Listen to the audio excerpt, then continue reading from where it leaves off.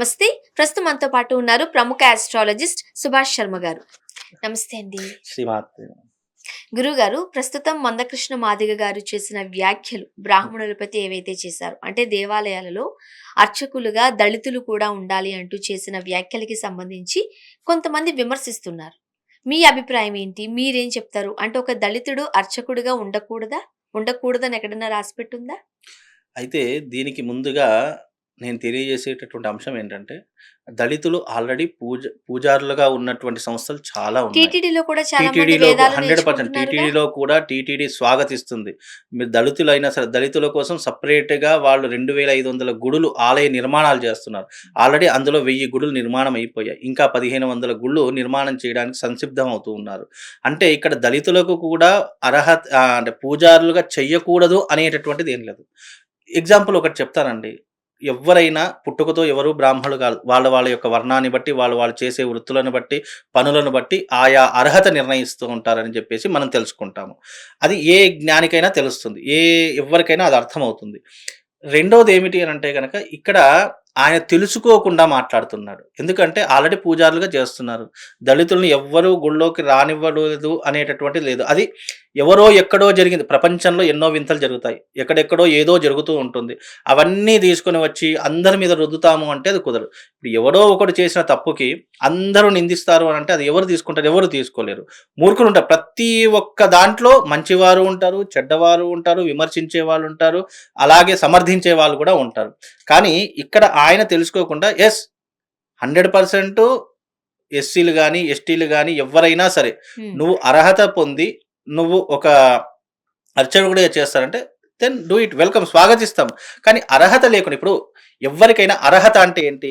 కొన్ని భగవంతుని యొక్క కైంకర్యాలు అంటే చేసేటప్పుడు మీ గాని మీ ఉద్దేశంలో హ్మ్. అర్హత అంటే ఏంటి? ఒక దళితుడు హ్మ్. అర్చకుడిగా చేయాలి అనంటే హ్మ్. ఆయనకు ఉండాల్సిన అర్హతలు ఏంటి? రైట్. చాలా మంచి ప్రశ్న. మనకు కొన్ని దేవాలయాలు ఎలా నిర్మిస్తాము అనంటే, ఆగమ శాస్త్ర ప్రకారంగా దేవాలయాలు నిర్మిస్తాము. ఆ రెండవదేమిటి అంటే గనక, ఆగమ శాస్త్ర ప్రకారము దేవాలయంలో అర్చకత్వం చేయాలి అనంటే, కొన్ని నియమ నిబద్ధతలు తప్పకుండా కావాలి. శుచి, శుభ్రత కావాలి. వాక్ శుద్ధి కావాలి. అలాగే నువ్వు భగవంతుని ఆరాధిస్తున్నావు అంటే బ్రహ్మ ముహూర్తంలో లేవాలి. అలాగే నువ్వు అంటే భగవంతుడికి చేయవలసినటువంటి కైంకర్యాల్లో మంత్రము చాలా ముఖ్యమైనటువంటిది. ఎందుకు అంటే వేద ప్రామాణికంలో ఏం చేస్తామంటే శబ్దానికి చాలా అర్థం ఉంటుంది. ఒక శబ్దం మన నోటి నుంచి వస్తుంది అంటే అది 10 మందికి పాజిటివ్‌నెస్‌ని కలిగించాలి. మనం దేవాలయానికి ఎందుకెళ్తాము? ఎక్కడ లేనటువంటి ప్రశాంతత దేవాలయాల్లోనే ఎందుకుంటుంది? బికాజ్ దేవాలయాల్లోనే కాదు, ఒక క్రిస్టియన్ చర్చికెళ్ళినా, ఒక ముస్లిము ఇక్కడ మన మసీద్‌కెళ్ళినా, లేదు ఒక బ్రాహ్మణ దేవాలయానికెళ్ళినా ఎందుకు వెళతారు? ప్రశాంతత కోసం. ఆ ప్రశాంతత, ఆ చైతన్యం ఎక్కడి నుంచొస్తుంది? బ్రాహ్మడు ఉచ్చరించేటటువంటి మంత్రం నుంచి వస్తుంది. ఆ మంత్రం ఉచ్చరించాలి అనంటే గనక నువ్వు అర్హత పొందాలి గదా! హ్మ్. ఇప్పుడు ఒక డాక్టర్ ఉన్నాడండి. ఒక వైద్య వృత్తి చేస్తాడు. వైద్య వృత్తి చేయాలంటే తప్పకుండా ఎంబీబీఎస్ చేయాలి గదా! డాక్టర్ వృత్తిని ఏదో ఒక పరిశోధన అయితే చేయాలి. ఏదో ఒక కోర్స్ అయితే నేర్చుకోవాలి గదా! మరి ఏ కోర్స్ నేర్చకుండా నేను డైరెక్ట్ ఎళ్లి ఆపరేషన్ చేస్తాను అంటే ఎవరైనా ఒప్పుకుంటారా? ఒక లాయర్ ఉన్నారు. నువ్వు ఎల్ఎల్‌బీ చదివితేనే నువ్వు కోర్ట్‌లో వాదించడానికి నువ్వు అర్హత పొందుతావు. నేను ఎల్ఎల్‌బీ చదివేది ఏం లేదు. నా కేస్ నేనే వాదించుకుంటానంటే కోర్ట్ ఒప్పుకుంటుందా? ఒప్పుకోదు. అలాగే అర్చకత్వం చేయాలంటే కొన్ని నియమ నిబంధనలున్నాయి. అవి నేర్చుకొని నువ్వు అర్చకత్వం చెయ్యి. నీకెవరొద్దన్నారు? అలా కాకుండా దళితులు అర్చకత్వం చేయాలి, వాళ్ళకి గూడా హక్కు కావాలంటే నీకు గవర్నమెంటే కల్పించింది అర్చకత్వం చేయడానికి. ఎందుకంటే టీటీడీ ఆల్రెడీ వాళ్ళకు వేదం నేర్పిస్తుంది. నేర్పిస్తున్నారుగా. కాబట్టి దాంట్లో కొత్త ఈయన వాదించేదేముంది? హ్మ్. అది ఫస్ట్ ఆఫ్ ఆల్ ఆయన తెలుసుకోవాల్సినటువంటి అంశం. సమానత్వం కావాలి అని కోరుకుంటున్నారు. సమానత్వం ఎక్కడి నుంచొస్తుంది అని అంటే, నువ్వు ఫస్ట్ దీంట్లో రిజర్వేషన్ కోటాలు అనేటటువంటిదే కొంతమందిని సమానత్వం లేకుండా 100% ఆపేటటువంటిదే రిజర్వేషన్. నువ్వు చదువుకున్న వాడికి అదే రిజర్వేషన్, చదువుకోనటువంటి వాడికి అదే రిజర్వేషన్, అందరికీ ఒకే పరమైనటువంటి రిజర్వేషన్స్ లేవు గదా! వాళ్ళ కులాన్ని బట్టి, వాళ్ళ క్యాస్ట్‌ని బట్టి రిజర్వేషన్ గవర్నమెంట్ కల్పించింది. నువ్వు కుల నిర్మూలన చేయాలి, నువ్వు సమానత్వం కావాలి అనంటే ఫస్టు మన దేశంలో ఉన్నటువంటి దౌర్భాగ్యం ఏంటంటే, రాజ్యాంగం SC, ST, minority, OC, BC అని జెప్పేసి అనేక కుల వర్గాలను తీసుకొచ్చి పెట్టింది. హ్మ్. నువ్వు ఫస్ట్ రాజ్యాంగం నుంచి ఆ కులవర్ణ వ్యవస్థనే తీసేసేయండి. అందరికీ సమానత్వమే వస్తుంది గదా!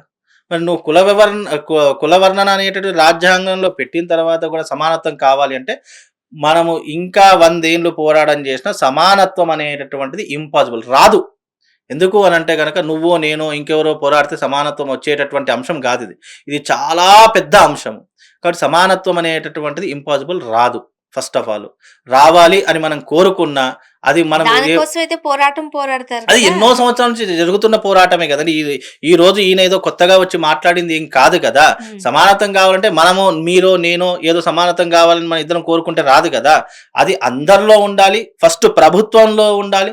ప్రభుత్వంలోనే ఎన్నో రకాలైనటువంటి విధానాలున్నాయి. ఫస్ట్ వాటిని క్రమపద్ధతి చేస్తే 100% సమానత్వం వస్తుంది. అంటే ఒక టైంలో దళితులను కనీసం ఆ వైపు కూడా నడవనివ్వలేని వాస్తవమే. పరిస్థితులు చూసాము. అంతెందుకండి గుడి ఒక లోపలికి కూడా వెళ్ళలేని వాస్తవమే. పరిస్థితులు చూసాము. ఈ రోజు వాస్తవమైనటువంటి మాట. అర్చకత్వం వరకు వెళ్ళే పరిస్థితులు కూడా కాలక్రమేణా ఎంతవరకు మార్పులు తీసుకొచ్చిందో కూడా మనం చూస్తూనే చూసాం ఉన్నాం. కదా! మరి నేను అదే అంటున్నాను.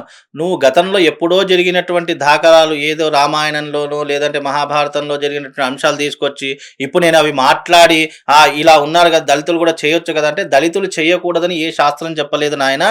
ఎవ్వరైనా అర్చకత్వం చేయొచ్చు. కాకపోతే దానికి నువ్వు అర్హత పొంది చేయాలి.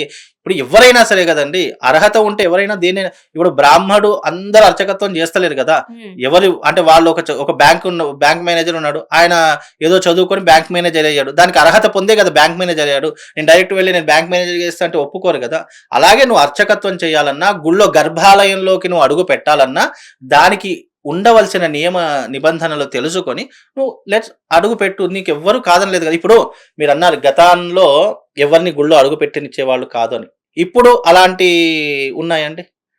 లేవు. బికాజ్ ఏంటి అంటే అంటే కొన్ని కంప్లీట్‌గా అంటే లేవు అని కూడా మనం అనలేమండి. కొన్ని అనలేమంటే కొన్ని మన మన ప్రాంతాలలో దృష్టికి అయితే ఇప్పటికీ దళితులు అణిచివేయబడుతున్నారు, తొక్కబడుతున్నారు అనేదైతే వాస్తవం. వాస్తవము అని అంటున్నారు. కానీ ఇప్పుడు సోషల్ మీడియా వచ్చిన తర్వాత ఇప్పుడు అలాంటిది ఎక్కడా కూడా లేదు. ఏ ఒక్కరో ఇద్దరు అంటే ఎక్కడో మారుమూల గ్రామాలలో అని అనుకుంటే మొన్న కొన్ని ప్రాంతాలలో వాళ్ళు దళితులై ఉన్నందుకు గాను హ్మ్. వాళ్ళ పైన చేసిన అది మూర్ఖత. మేము కూడా దాన్ని సమర్థించడం లేదు కదా! ఇప్పుడు సమ్మక్క సారక్క జాతర ఉందండి. సమ్మక్క సారక్కలో పూజారులు ఎవరున్నారు? హ్మ్. ఎవరు దళితులే ఉన్నారు గదా! అగ్రవర్గ కులాల వాళ్ళు లేరు గదా! పూజారులు బ్రాహ్మణులు లేరు గదా! అలాంటి వాటికి బ్రాహ్మణులు గూడా వెళ్తున్నారు అనంటే, అక్కడ వాళ్ళు ఎవరైతే ఈ ట్రైబల్ ఏరియాలో వాళ్ళు ఉన్నారో వాళ్ళే గదా చేస్తున్నారు. అలాగని జెప్పి మేము దాన్ని తప్పు పట్టడం లేదు గదా! రెండవది ఎస్సీల దాంట్లో పూజారులున్నారు. ఎస్టీల దాంట్లో పూజారులున్నారు. ఉన్నారు. అలాగే పద్మశాలి దాంట్లో పూజారులున్నారు. అవసలి వాళ్ళ దాంట్లో పూజారులున్నారు. మరి ఇన్ని వర్గాలలో పూజారులున్నప్పుడు మేము ఎస్సీ, ఎస్టీని ఎందుకు కాదంటున్నాము? మేము గెలికిచ్చి కాదంటున్నామా? అంటే అర్హత కావాలి అంటున్నారు కదా! యెస్. అవును. ఏ ప్రాతిపదికన అర్హత కావాలి? ఒక గుడిలో అర్చకత్వం చేయాలి అంటే అతని దగ్గర ఉండాల్సిన సర్టిఫికేట్స్ ఏంటి? సర్టిఫికేట్ ఏం లేదండి. నువ్వు ఆగమ శాస్త్ర ప్రకారము ఒక విధి ఇప్పుడు శైవాలయాల్లో ఒక రకమైనటువంటి పూజలుంటాయి. వైష్ణవ ఆలయాల్లో ఒక రకమైనటువంటి పూజలుంటాయి. నువ్వు ఏది నేర్చుకోవాలనుకుంటున్నావో దాన్ని సరిగ్గా నేర్చుకొని, నువ్వు దానికి అర్హత పొంది, నువ్వు దేవాలయాల్లోకి రావాలి అంటే, నువ్వు తప్పకుండా నీ క్యాస్ట్ ఎవ్వరు అడగరు. నువ్వు ఆ అర్హత పొంది వస్తే 100% నువ్వు చేసుకోవచ్చు. ఇప్పుడు అలా అర్హత పొందడానికే టీటీడీ మీకు అవకాశం కల్పించింది. అలా అవకాశం కల్పించి మీకు ప్రత్యేకమైనటువంటి పోస్టులు ఇస్తుంది. అన్ని రకాలుగా మిమ్మల్ని అన్ని ఆలయాల్లో ఉండడానికి ఇచ్చేస్తుంది. ప్రోత్సహిస్తున్నారు. అంటే ఇంకేం సాధారణంగా కావాలి? అర్చకత్వం అన్నది వంశపారంపర్యంగా రావడం మనం చూస్తూనే ఉంటాం. అవును. దేవాలయాలలో, అవును. ఊళ్ళల్లో మనం చూసామనుకోండి.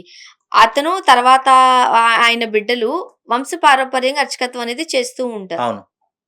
అంటే అది వంశపారంపర్యంగా వచ్చేది అనేటువంటి పక్కన పెడితే, ఇప్పుడు అలా ఎవ్వరికీ లేదండి. ఎందుకంటే కొన్ని ఆలయాల్లో గనక చూసుకున్నట్టయితే ఎండోమెంట్ ఆలయాల్లో వంశపారంపర్యమైనటువంటిది లేదు. హ్మ్. రెండోది ఏమిటంటే ఇప్పుడు మీరు అంటున్నటువంటి అంశాలు ఏవైతే ఉన్నాయో కొన్ని పల్లెటూర్లలో గనక చూసుకుంటే ఇప్పటికీ ఎస్సీలు గాని, ఎస్టీలు గాని వెనకబడ్డటువంటి కులాల వారు మాత్రమే పూజారులుగా ఉన్నారు. మీరు మామూలుగా గమనించండి. మీకు మామూలుగా సమ్మక్క సారక్క జాతరలో గావచ్చు, లేదు రేణుక తల్లి ఆలయంలో రేణుక గావచ్చు, ఎల్లమ్మ. ఎల్లమ్మ తల్లి ఆలయంలో గావచ్చు, లేదా గ్రామ దేవతల యొక్క ఆలయాల్లో గావచ్చు, దాంట్లో మాక్సిమం వీళ్ళే ఉంటారండి. బ్రాహ్మణులు ఎవరు దాంట్లో చేయలేరు. చేసినా కూడా వాళ్ళ పని వాళ్ళు చేసేసుకుంటారు. పూజాధిక్రతులు చేసుకుంటూ వెళ్ళిపోతారు. కానీ మిగతావన్నీ చేసేది వాళ్ళే చేస్తూ ఉంటారు. అంటే ఇన్ని దాంట్లో ప్రోత్సహిస్తూనే ఉన్నాం గదా! ఇక్కడ మిమ్మల్ని వద్దు అని అనట్లేదు గదా!